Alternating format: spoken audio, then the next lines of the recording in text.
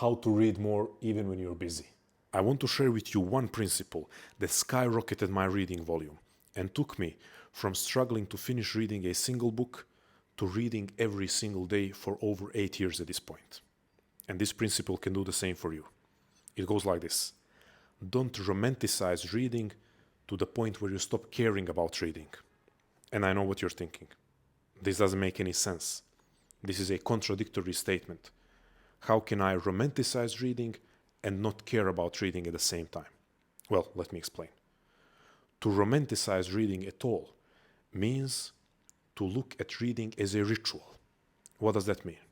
Well, that's the perfect image of reading. To have your sacred time of the day and your sacred corner of your home where you can cozy up, no one is disturbing you, no one is distracting you, and you get to read your book in the perfect setting, under perfect lighting. Maybe you have some chill instrumental music in the background, or maybe it's complete silence, and you probably have a cup of your favorite drink. So once again, the ideal romantic image of reading. And it's beautiful. When I say having reading as a ritual, I think that's one of the most beautiful habits that you can have in your life, one of the most soul-nurturing habits. But the problem occurs when you're looking at reading only as a ritual.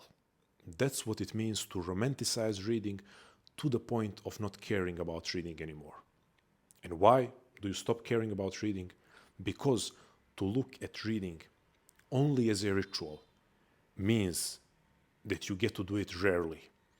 Because the harsh reality of adult life is that most people cannot afford to have their reading ritual every day. They just cannot create time and space to have their perfect, cozy reading routine with zero distractions under perfect circumstances.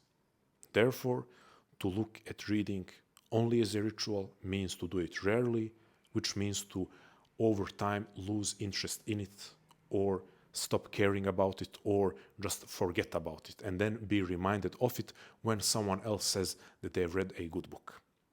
Therefore, to romanticize reading too much and look at it as a ritual only is to, over time, definitely get to the point where you are not as engaged in reading as you would want to be. So this paradox, what seemed like a contradiction, ends up making perfect sense.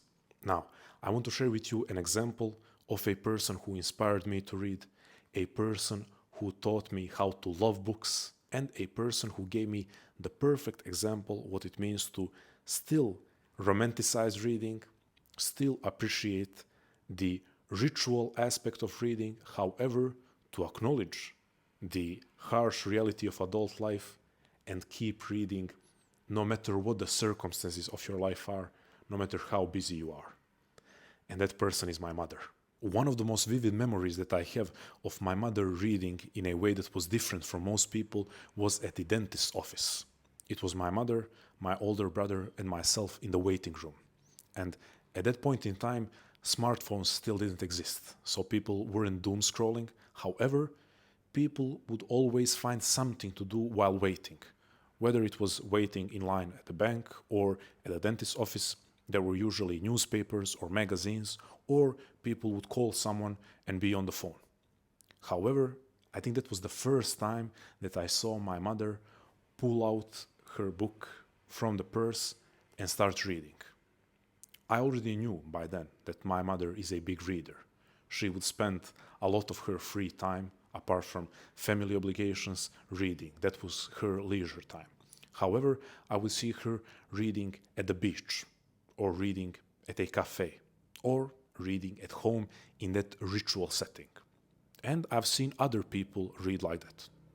But I never saw, up until that point, someone reading in a situation that would otherwise be perceived as losing time or wasting time. Because that's what waiting is. That's what waiting in line is. That's what sitting in a waiting room is. It's losing time or wasting time. And this was me first time seeing that you can actually read while other people are losing time or wasting time. Then I actually witnessed my mother reading while waiting in the line at the bank. I saw my mother reading while being in a taxi for a 5-minute drive. I've seen my mother microdose reading every chance she got.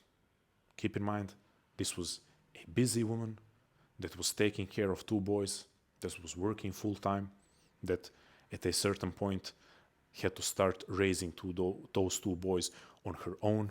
So an extremely busy woman that as time progressed had less and less time for her ritual reading. And ritual reading, of course, like for everyone else, was her favorite. But in her, I saw someone who wasn't defeated by life's busyness, who wasn't defeated by the harsh reality of adult life, where usually responsibilities overweigh leisure time. I saw someone who nurtured her passion for reading despite the circumstances she found herself in. And this practice of microdosing reading is something that I picked up from her. So to put this in the most straightforward way that I can, first, find a book that you can carry with you. War and Peace or Brothers Karamazov is probably not a book that you can carry with you everywhere, but a small book or a relatively small book that you can carry with you, especially if you're a man, because if you're a man, you probably are not wearing a purse, and if you are, I'm not judging, but for women, it's usually different. They have some extra space in their purse. So, in any case, having a book that you can carry with you. And then realizing that reading, although a ritual, and although a beautiful ritual, doesn't have to be only a ritual. And realizing that maintaining your connection with reading through these small moments where you sneak in a page or 2 or 5, this is how you continue falling in love with reading. This is how you actually stay sharp, how you continue developing both your mind and your soul, and this is how you continue caring so that you want to create space and time for that ritual. Because your time will come. If you're extremely busy right now and you see no possibility of having a reading ritual, well, to continue wanting to have that ritual in the future, you have to continue reading. You cannot expect yourself to stop reading or to read once every couple of weeks and to still maintain the desire to create your reading ritual once you have the conditions for it. Because I know she will be watching this. Thank you, Mom. Thank you for inspiring me. Thank you for teaching me how to appreciate and love books, because that's one of the main reasons why I am who I am today. That's one of the main reasons why I am where I am and why I'm doing what I'm doing. So thank you forever and always.